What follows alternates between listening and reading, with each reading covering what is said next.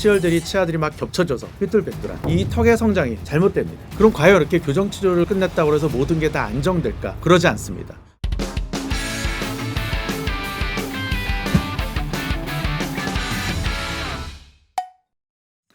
안녕하세요. 치아 리더의 김현중입니다. 이제 겨울방학이잖아요. 저희 겨울방학에 자녀들을 둔 보호자분들이 이런 질문을 많이 하세요. 우리 애들이 치아가 좀 삐뚤빼뚤하기도 하고 이렇게 치아가 하나씩 교환되기도 하는데 언제쯤 이 교정 치료를 하면 좋을까?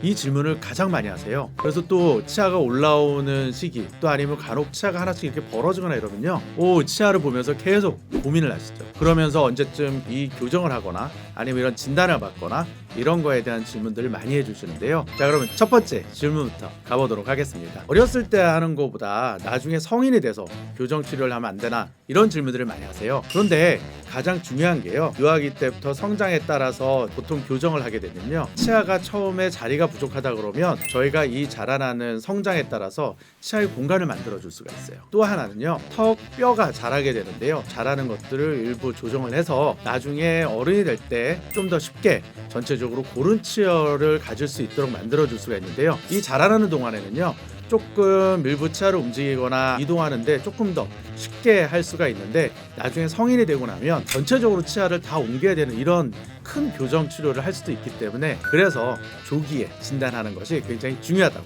하겠습니다. 어렸을 때는요, 일단은 교정 진단을 한번 받아보시는 것을 제일 먼저 좀 추천을 드립니다.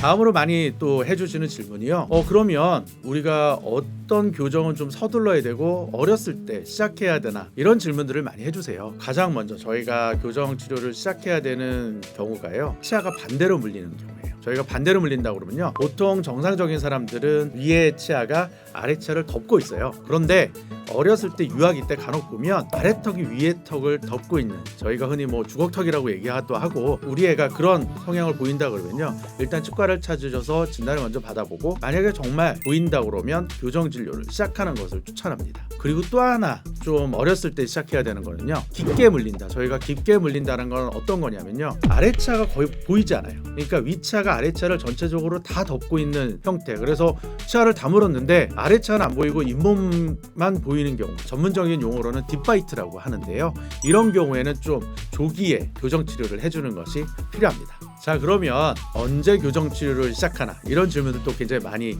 해주세요. 보통 제일 빠른 교정 치료 시기는요, 저희가 윗니, 아랫니 4개 정도의 치아가, 연고치가 올라나올 때 교정 치료를 시작할 수가 있습니다. 교정 치료는요, 이렇게 아까 윗니, 아랫니 2개씩 나오는 1차 치료 시기가, 그 다음에 유치가 어느 정도 빠지고 나서 전체적인 연구치아를 가질 때, 그때가 이제 2차 교정 치료 시기로 나누게 되는데요, 보통은 여학생 같은 경우는 초등학교 고학년, 그 다음에 남학생 경우 같은 경우는 중학교 1, 2학년 때가 이 시기가 되겠습니다. 그래서 요 두 가지의 시기일 때는 교정 치료, 저희가 치열이 올바른지 교정 진단을 하고요, 그리고 나서 교정 치료를 시작하면 적절한 시기가 되겠습니다.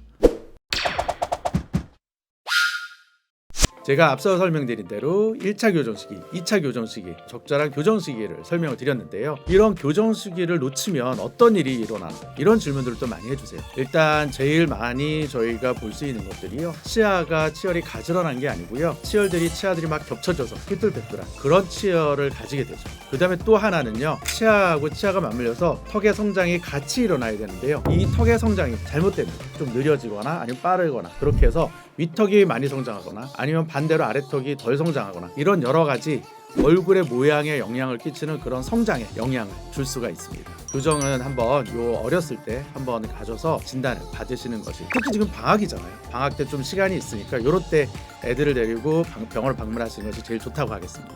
그러면 저희 여러 가지 교정 장치들이 있고, 아마 여러 가지 교정의 다양한 케이스를 옆에 내 이웃들을 통해서 보셨을 텐데요, 또 어떤 교정 장치를 쓰는지도 굉장히 많이 궁금해하세요. 보통은 초등학생이나 아동기에는요, 저희가 붙이는 교정 장치보다는 뺐다 꼈다 하는 그런 교정 장치를 많이 사용합니다. 그렇게 해서 치아들을, 몇몇의 치아들 이동하고 턱의 성장들을 조절하기 위해서는요, 붙여서 하는 그런 것보다는 뺐다 꼈다 하는 그런 여러 가지 장치를 써서 교정하시는 것이 훨씬 더 효율이 좋습니다.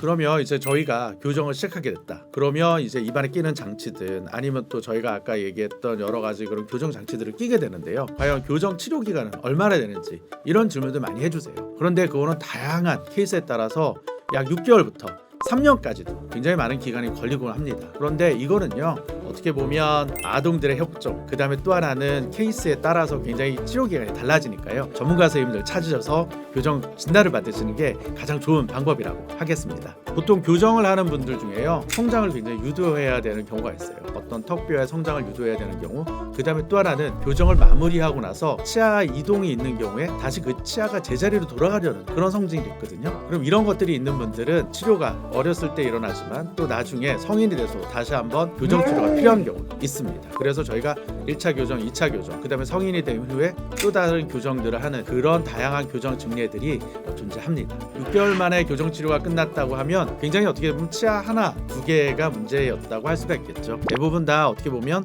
앞니 하나만 나왔다던가 치아가 두 개가 그냥 앞니가 벌어졌다던가 이런 것들의 경우에 해당되고요. 어금니 부분의 교합은 굉장히 안정된 분들이 6개월 안에 치료를 끝낼 수가 있겠습니다.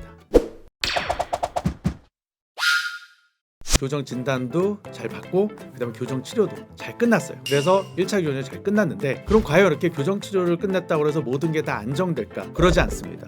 아까도 말씀드렸듯이 치아는요, 제자리로 다시 돌아가려는 그런 성질이 있어요. 그러다 보니까 매번 치과에 오셔서 검진을 다시 받아보는 게 굉장히 중요하고요. 그 다음에 또 하나는 아동이 자라나잖아요. 키도 크고 턱뼈도 크니까 여러 가지 변화들이 있을 수 있기 때문에 교정 치료가 끝나고 난 후에도 꼭 1년에 한 번씩은 교정하신 병원을 찾으셔서 검진을 받는 것이 굉장히 중요하다고 하겠습니다. 만약에 치과가 없어졌다면 서초동에 있는 서울탑치과병원을 찾으시죠. 지금까지 우리 아이 교정 치료 언제 해야 되는지 꿀팁 얻으셨죠? 우리 아이 입안 한번 들여다보시고 치과 가까운 데 찾으시길 바라겠습니다. 지금까지 치아리더의 김현종이었습니다.